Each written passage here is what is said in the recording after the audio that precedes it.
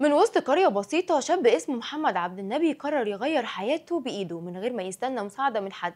محمد من صغره وهو بيكافح يشتغل هنا شوية ويسافر هناك شوية من محافظة لمحافظة عشان يوفر لقمة عيش لأسرته الصغيرة. آخر شغل لمحمد كان مغسلة عربيات عادية في قريته، بس حلم محمد من زمان يعمل حاجة تخصه هو، مشروع بسيط لكن يفتح له باب رزق حلال ويخليه يقف على رجليه بجد. ومن هنا جت الفكرة العبقرية يحول التروسيكل لمغسلة متنقلة فيها جهاز بخار، خزان ميه، خزان غاز، بخاخ صابون، كل حاجه بتلاقيها في اي مغسله كبيره. بس الفرق ان مشروع محمد بيمشي برجليه، يروح لاي مكان يغسل عربيه، يغسل سجاد، ويوفر خدمه محترمه من غير ما حد يتكلف مشوار. محمد بدا مشروع صغير وزرع كروت دعايه في قريته والقرى اللي حواليه، وحط اسمه ورقمه وعنوانه، والناس بدات تجرب. ومع اول خدمه كويسه قدمها سمع كلمه ربنا يبارك لك اللي خلته يحس انه ماشي في الطريق الصح. الاجمل من كده ان مشروع محمد كمان صديق للبيئه، بيستهلك ميه اقل بكتير من المغاسل العاديه. يعني مش بس بيوفر خدمه، لا ده كمان بيساعد في الحفاظ على الميه. النهارده المشروع بقى بيتعرف اكتر والناس بتكلمه من هنا ومن هناك. محمد لسه بيكافح، بس المره دي وهو صاحب مشروع مميز من فكرته وتعبه.